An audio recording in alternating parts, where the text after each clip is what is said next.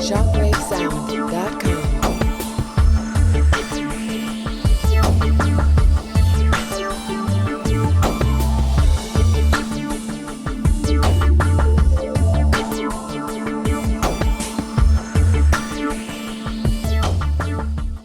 Olá, tudo bem?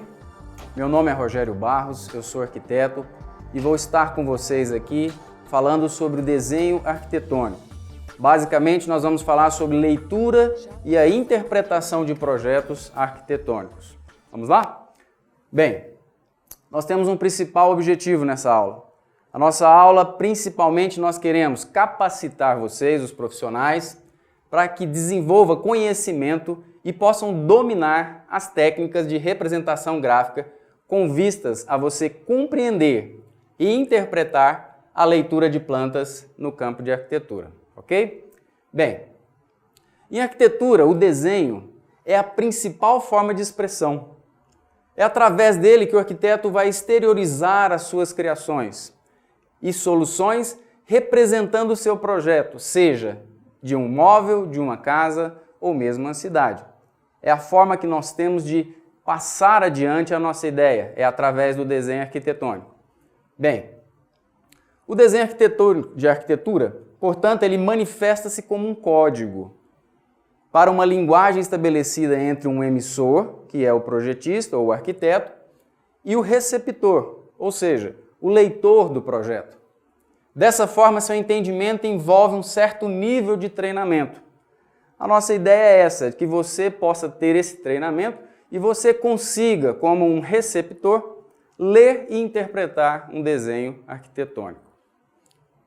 Então nós temos o emissor, que é um projetista, temos o desenho, que é uma linguagem, e temos um receptor, que é o leitor, ok?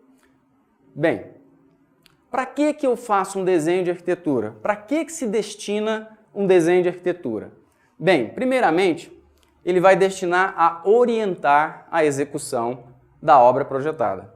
É através dele, através do desenho arquitetônico, é que todos os profissionais envolvidos no processo vão poder desenvolver suas atividades e chegar ao objetivo que é execução da obra. O que mais? Bem, através do desenho arquitetônico, nós vamos dar subsídio para que seja elaborado os chamados projetos complementares, ou chamados também projetos de engenharia. É o projeto estrutural, é o projeto hidrossanitário, telefônico, são os projetos que vêm depois, baseados no projeto de arquitetura, ok?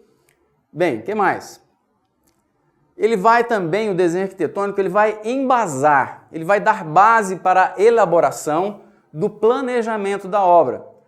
É nessa etapa, é com esse subsídio, que também nós vamos ter os orçamentos, cronogramas, compras, contratação de mão de obra, concorrências e até mesmo para se estipular o valor de mercado desse imóvel que vai ser construído.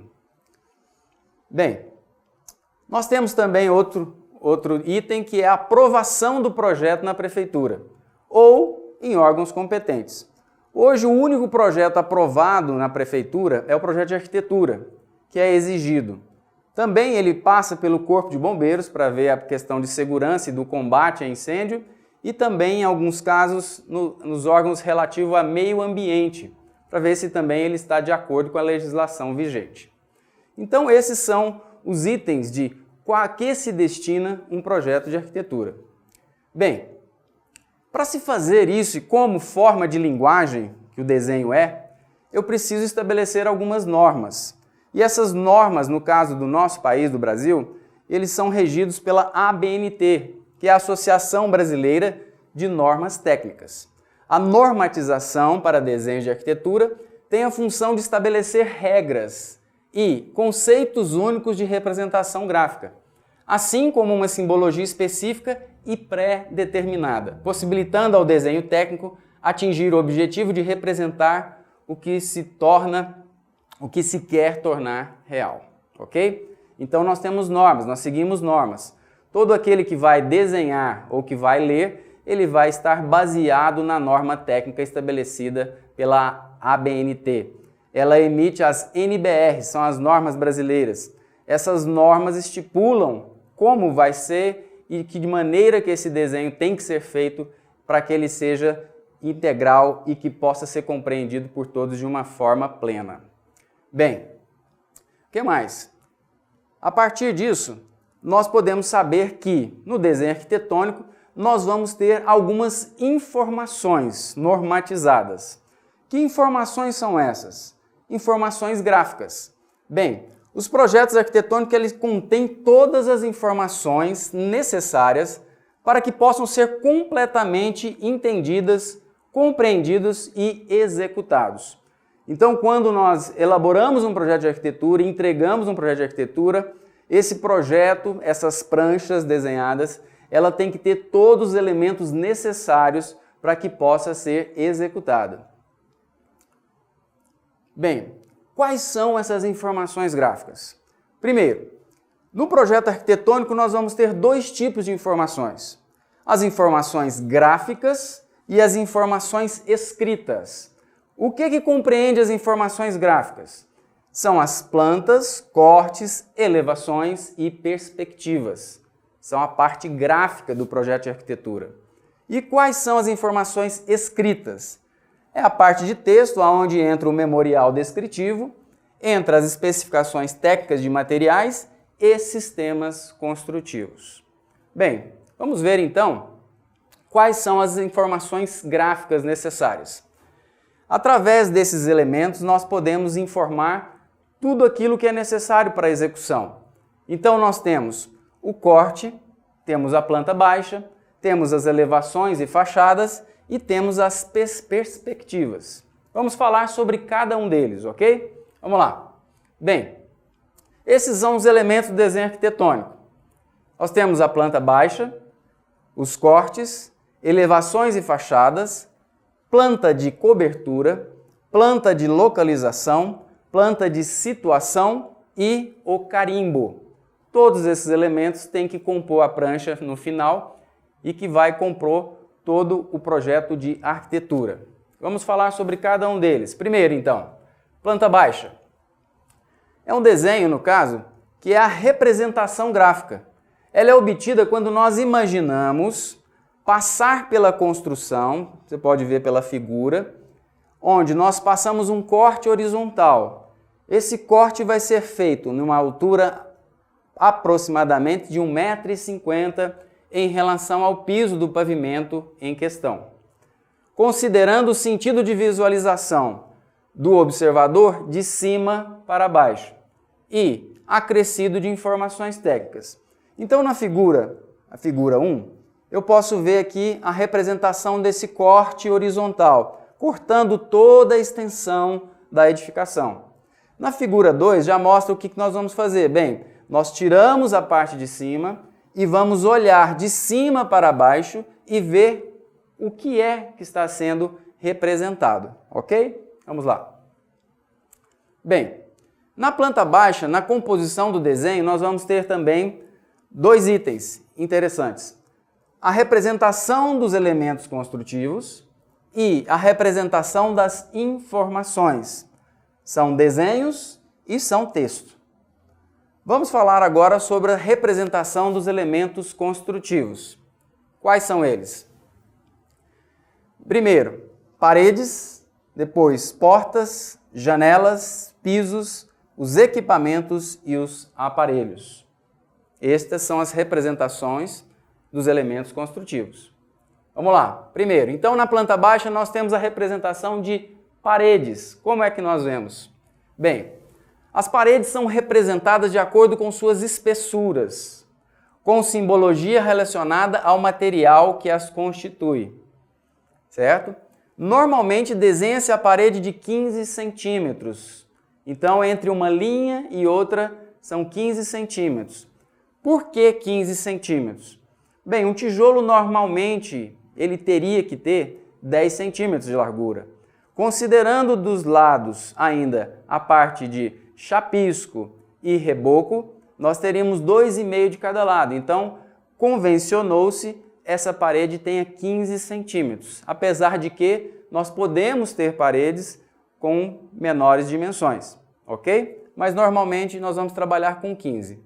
Nós vamos ver aqui uma representação de parede, onde nós vemos que são duas linhas paralelas mais fortes, indicando que é a simbologia de parede alta, ou seja, é aquela parede que vai de piso ao teto.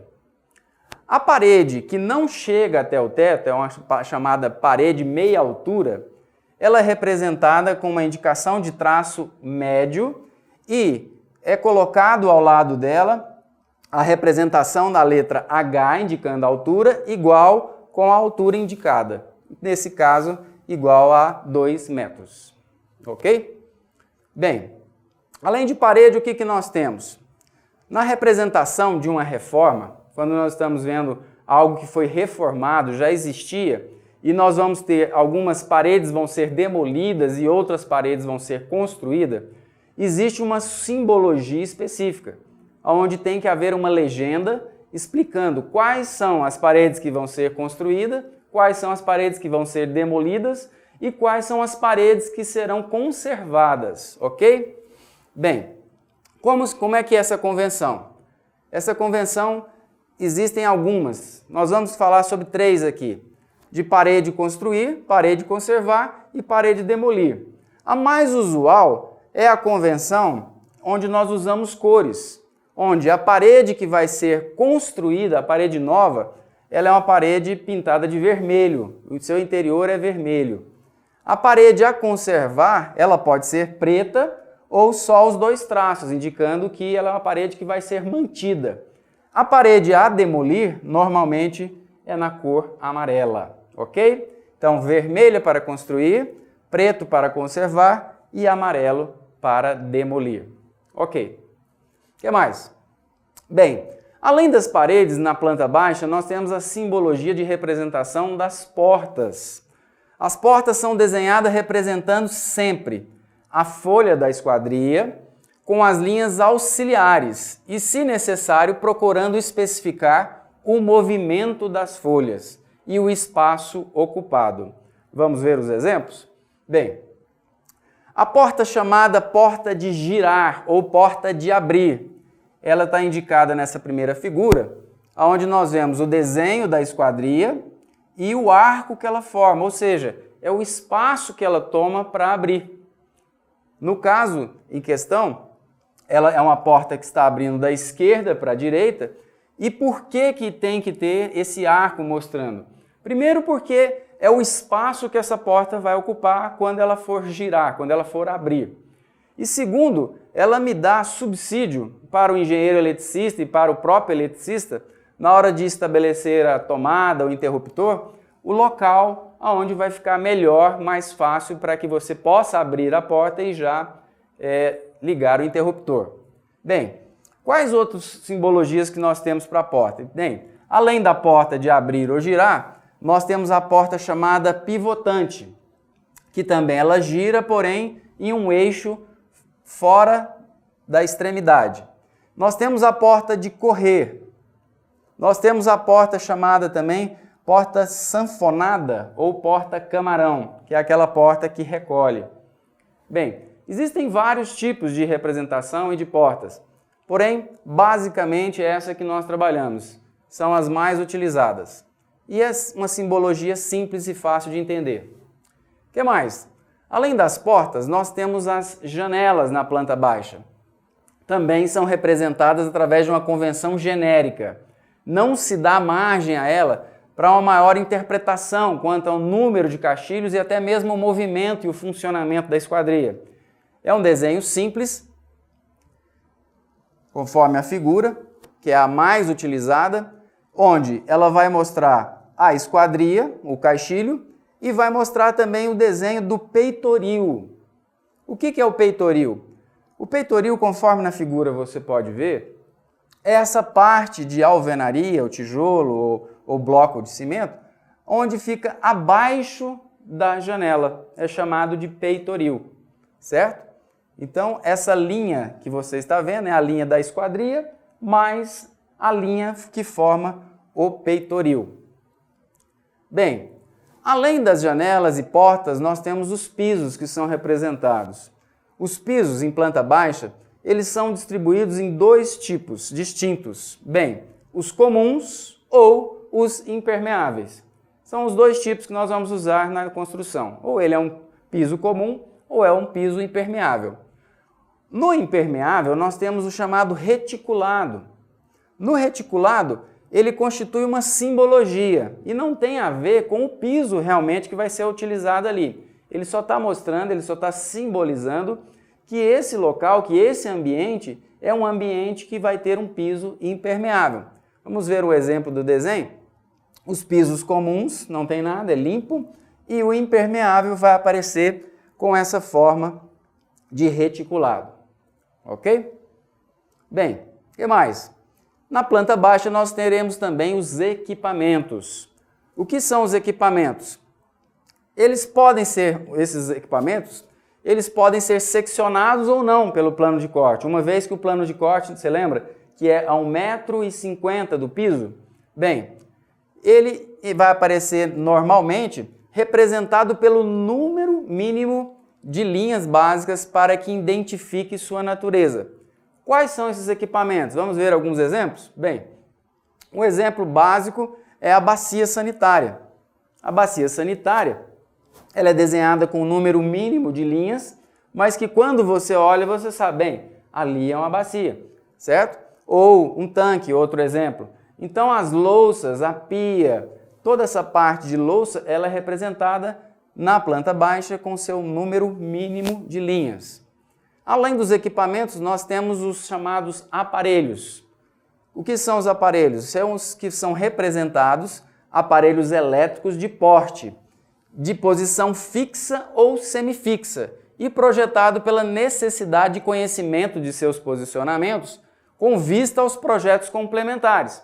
Então, por que eu tenho que colocar aparelhos, se eles não são elementos que compõem a parte de construção?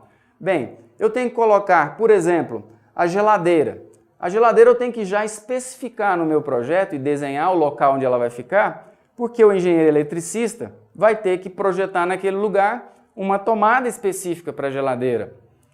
Se eu tenho também uma lava-louça, eu tenho que colocar um ponto de esgoto, um ponto de água, um ponto eletrônico também, de elétrico, de tomada, para que possa ser ligado.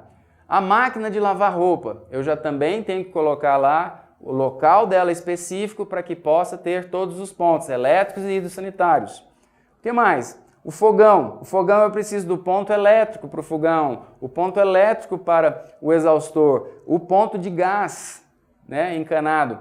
Então, esses aparelhos, eles aparecem na minha planta baixa para que ele possa subsidiar, ele possa dar o embasamento dos projetos complementares para que possam locar esses pontos específicos. Bem, além da planta baixa, o que mais que eu tenho? Então, esse é um exemplo da simbologia do fogão, a simbologia de uma geladeira, que vão estar também mostrando para os engenheiros que vão fazer os projetos complementares saberem quais os pontos que vão ser necessários. Bem, na planta baixa são indicados elementos julgados de importância pelo arquiteto, mas situados acima do plano de corte. Ou seja, alguns elementos, quando eu faço o meu corte a 1,5 m de altura, alguns elementos podem estar acima desse plano ou escondidos por algum outro plano. Dessa forma, o que acontece? Esses elementos que estão escondidos, eles vão ser representados, o contorno desse elemento considerado e através do emprego de linhas tracejadas. As linhas tracejadas curtas, com a espessura fina. Elas indicam, então, que esses elementos estão acima do plano de corte. Bem, como exemplo, quais são os elementos que podem surgir em um desenho arquitetônico e que precisam ser mostrados, mas que estão acima ou abaixo do plano de corte? Bem, primeiro, nós temos aqui um exemplo do reservatório, uma caixa d'água. Nós temos que mostrar que ela está em determinado ponto, só que ela está acima do plano de corte, eu não estou vendo. Como eu não estou vendo, ela é representada tracejado. O que mais? Algumas esquadrias, janelas que estão acima do plano de corte. Então, janelas que estão acima de 1,5 m de altura, elas são representadas tracejadas. O que mais? Os degraus de uma escada que está subindo.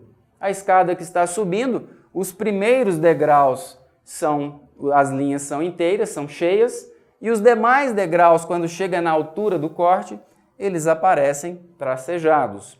Outro elemento que aparece também são os beirais, as projeções da cobertura.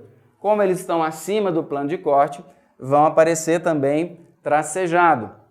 O que mais? Alguns rasgos que nós temos na laje, que nós chamamos de iluminação zenital, ou seja, é uma iluminação que vem pelo teto. Em situações onde não temos como abrir janelas laterais, nós precisamos de iluminação, são feitos esses rasgos na laje, é chamado de iluminação zenital, aparece tracejada. Então nós estamos falando sobre a representação das informações. Primeiro nós falamos sobre as representações gráficas, ou seja, os desenhos. Agora nós precisamos de texto, e alguns textos são inseridos no desenho. Quais são esses textos que são inseridos? Representações de informações. Bem, nós temos o nome das peças ou o nome do ambiente, nós temos a área das peças, temos os níveis das dependências, as cotas nas aberturas, as cotas gerais e outras informações necessárias. Vamos lá? Então nós vamos ver primeiramente e vamos falar sobre o nome das peças. Bem, o que são os nomes das peças? O nome das peças é o nome do ambiente. Então aqui, nesse caso, o exemplo é o quarto de casal. Cada ambiente tem que ter o seu nome. Cada peça tem o seu nome. Aqui no exemplo nós temos o quarto de casal, a área de serviço, o banheiro, cozinha, circulação. Esses são chamados nome das peças. Então, independente da finalidade da construção, se ela é uma residência, se ela é uma indústria, se ela é um comércio, todos os ambientes têm que ter o seu nome especificado, ok? Vai aparecer em todas as peças de acordo com a sua finalidade. O que mais? A área das peças. O que são as áreas das peças? É a área específica de cada ambiente, é o que nós chamamos de área útil. E que você vai ouvir falar também sobre área de vassoura, ou seja, é o ambiente, a medida do ambiente, a área do ambiente, largura vezes o comprimento, onde você vai tirar a área útil desse ambiente. Então, nesse caso aqui, a circulação, a área ela é representada com o A, indicando área, igual a metro quadrado, no caso como 2,12 metros quadrados. Ela sempre é indicada na unidade metro quadrado. E a precisão são de 2 casas após a vírgula, ok? Então, o nome das peças e a área das peças. O que mais que é uma informação que eu tenho que colocar? Os níveis das dependências, ou seja, qual é o nível, qual é a altura que cada um dos ambientes estão em relação a um nível principal, chamado referência de nível. Bem, os níveis são cotas altimétricas, ou seja, ele está indicando altura, sempre em relação a uma determinada referência de nível, pré-fixada. Então, normalmente, nós estabelecemos o referencial de nível chamado 00 fora da casa, fora do apartamento, fora da indústria, sempre em uma área fora. À medida que eu vou adentrando a edificação, eu vou aumentando esse nível ou diminuindo, ok? Ele é colocado sempre dos dois lados quando existe uma diferença de nível. Por exemplo, quando eu tenho uma área molhada, como um banheiro, e uma área seca do lado de fora, que é uma circulação, uma sala, normalmente o banheiro está num nível mais baixo, ou seja, para reter aquela água, para que ela não passe para a área que não é a área já pré-determinada como sendo a área impermeável. Bem, ele vai sempre apresentar um sinal positivo ou negativo, em referência a quê? Ao meu 00. Então eu tenho o 00 do lado de fora e à medida que eu estou subindo, é positivo, se eu estou descendo em relação ao 00, negativo. É indicada sempre em metros. Normalmente a simbologia utilizada é essa circunferência com o número indicando positivo, negativo ou 00. Quando você vê um nível negativo, indica que é algo, um ambiente que está abaixo do 00, ok? Vamos lá. O que mais que eu vou colocar? Bem, as cotas nas aberturas. O que são cotas? Cotas são medidas, são os números que representam a medida, ok?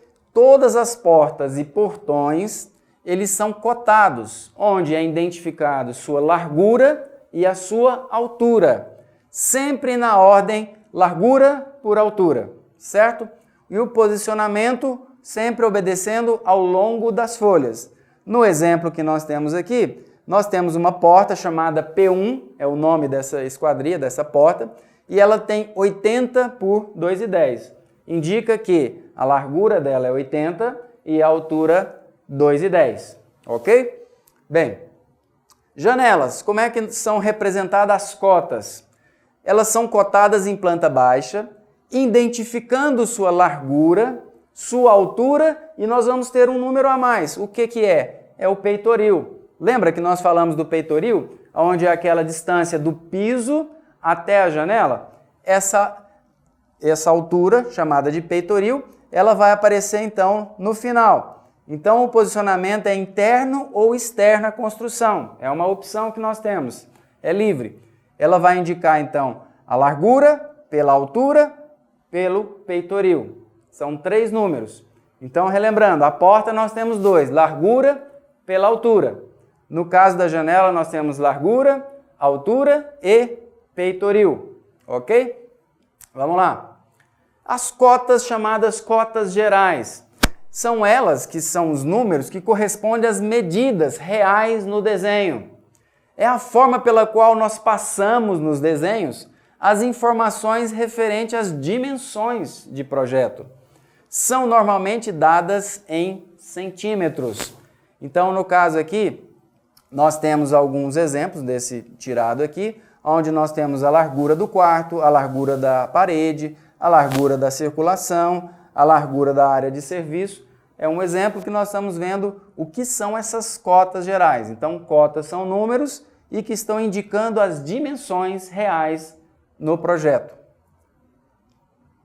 Quais são as outras informações que eu tenho que colocar?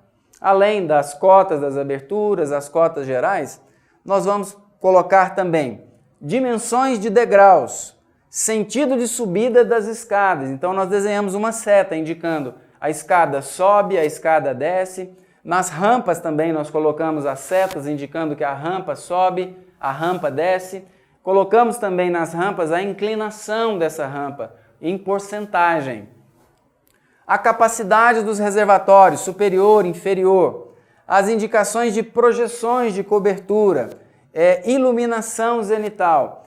Tudo isso são informações que são adicionadas para que haja um melhor entendimento da nossa planta baixa. Os cortes em um projeto de edificação, ele visa ilustrar o maior número de relações de espaços interiores e significantes que se desenvolvem em altura. Ou seja, quando eu preciso saber a altura dos ambientes, a altura da edificação, eu vou retirar essa informação vinda dos cortes, ok?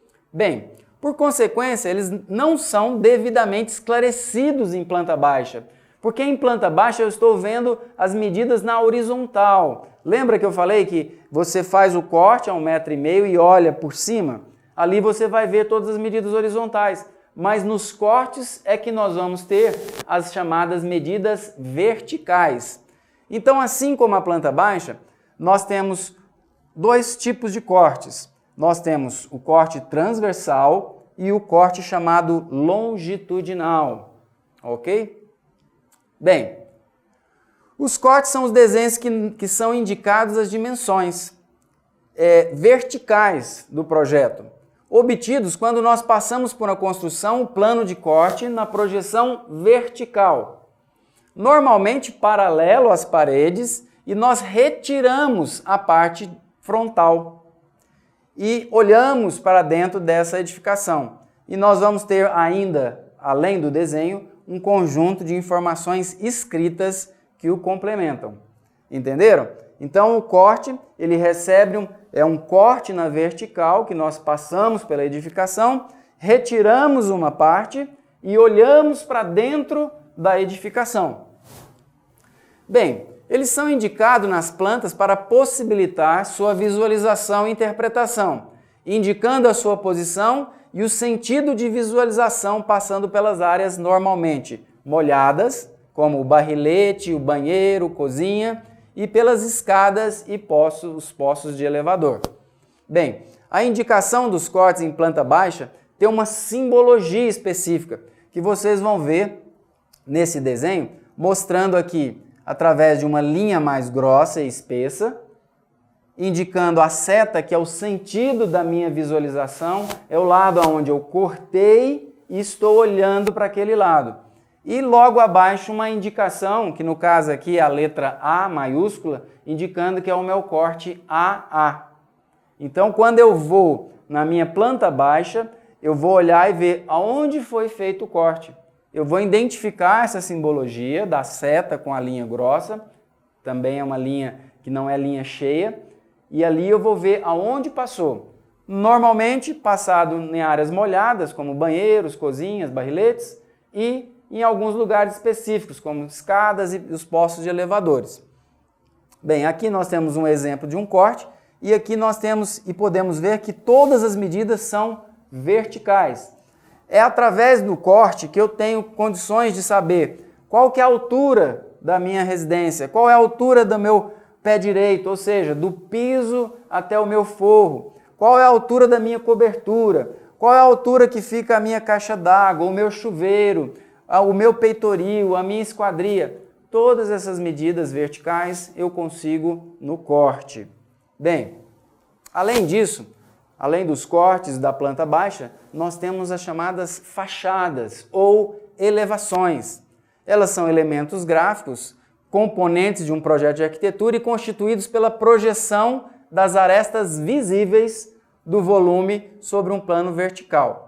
São elaborados com a finalidade de fornecer dados para a execução da obra, bem como antecipar a visualização externa da edificação projetada. É através das fachadas e elevações que eu tenho uma visualização e vejo como vai ficar a minha edificação, qual é a aparência da minha edificação. E nelas são indicados os materiais de acabamento. São nas fachadas que eu vou escrever que tipo de pintura, que tipo de telha, que tipo de revestimento que eu vou colocar nessa edificação. É através das minhas fachadas. Bem, além da planta baixa, além do corte das fachadas, nós temos a chamada planta de cobertura. O que são as plantas de cobertura?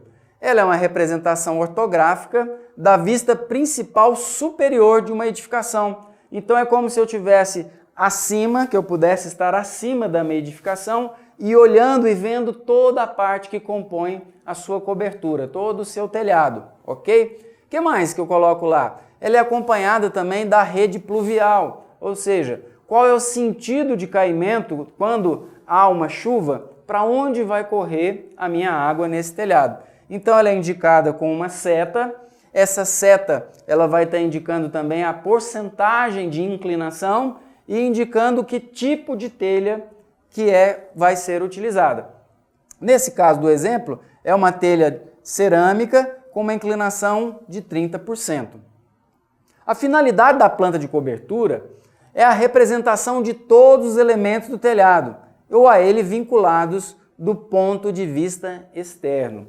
Então é através dessa planta que eu vou saber exatamente qual é o tipo de telha, qual é o tipo de caimento e qual é o tamanho também dos beirais ou das platibandas que vão estar fechando esse telhado.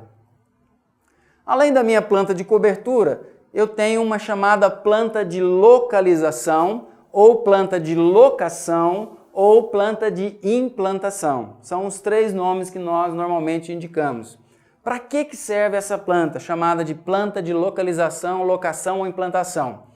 Ela é uma vista principal superior, ela é esquemática, ok? Ela vai abranger o terreno e seu interior e tem a finalidade de identificar o formato, as dimensões, a localização da construção dentro do terreno. Então é através dessa planta que eu vou saber aonde está localizada a minha edificação dentro do terreno.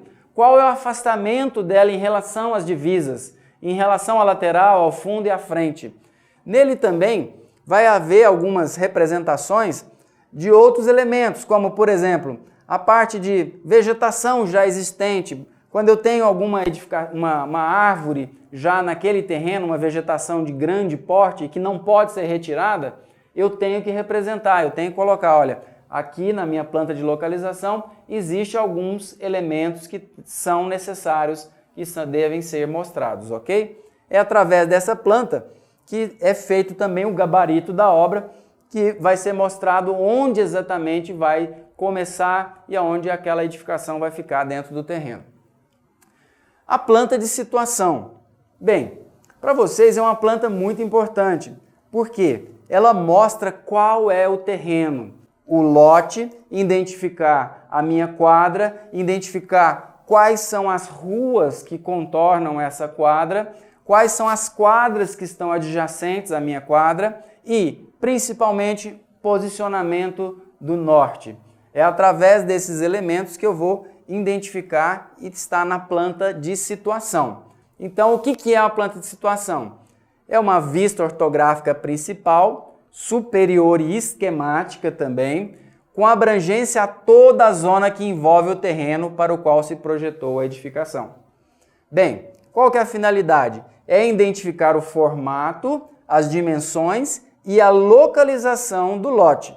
Então eu tenho que representar o meu lote, eu tenho que identificar ele através de uma simbologia, onde eu vou colocar todas as dimensões de largura, comprimento, vou identificar qual é o número desse lote, qual é a quadra que ele está inserido e qual é a rua ou avenida que faz frente a ele, ok? Bem, além disso, nós temos a representação do norte, que vai indicar o posicionamento desse lote em relação às coordenadas do Sol, ou seja, onde o Sol nasce, onde o Sol se põe. É algo importante que você tem que entender e compreender através dessa planta de situação. Bem, além disso, dessas plantas, no projeto de arquitetura, existe o que nós chamamos de carimbo, ou muitas vezes chamado de selo ou legenda. O que são os carimbos ou selo ou legenda? Bem, é uma identificação posicionada dentro da minha prancha, dentro do meu quadro de desenho. Ela fica normalmente no canto inferior direito. E o que ela deve conter? Bem, o que ela contém? A identificação da empresa e o profissional responsável pelo projeto. O que mais? Identificação do cliente. Nome do projeto ou empreendimento, ou seja, o que é essa prancha? É uma prancha de arquitetura e qual é o empreendimento que está sendo feito? Bem, aqui nesse caso é um projeto de habitação, unifamiliar, então toda essa identificação. Ok, o que mais? O título do desenho é arquitetura, indicação sequencial do projeto. Normalmente ela fica aqui no canto inferior direito indicando, bem, essa é a prancha 1/2, ou seja, ela indica que é a prancha 1 de 2 pranchas. Da mesma forma eu posso ter 2/10, 3/10, 4/10, até chegar a 10/10. Então, nela eu identifico o número de pranchas que compõem esse projeto de arquitetura. O que mais? As escalas. Quais foram as escalas que foram utilizadas? Também tem que constar nesse carimbo. A data, a autoria do desenho e do projeto. Nela vão estar contido quem desenhou e quem projetou. Normalmente, pode ser 2 pessoas distintas ou a mesma pessoa. Que mais? E a indicação de qual revisão que ela está. Normalmente nós colocamos a simbologia R00, R01, indicando se já foi revisada quantas vezes. Esse é o carimbo e ele vai estar te dando todas as identificações necessárias em termos de endereço, de localização e quem são os responsáveis técnicos por esse projeto de arquitetura. Ok? Bem, essas são as nossas referências de onde foram tirados. Eu espero que vocês tenham entendido completamente e daqui para frente vocês possam analisar e olhar e interpretar um desenho de arquitetura e possam compreender perfeitamente essa linguagem. Muito obrigado e até a próxima!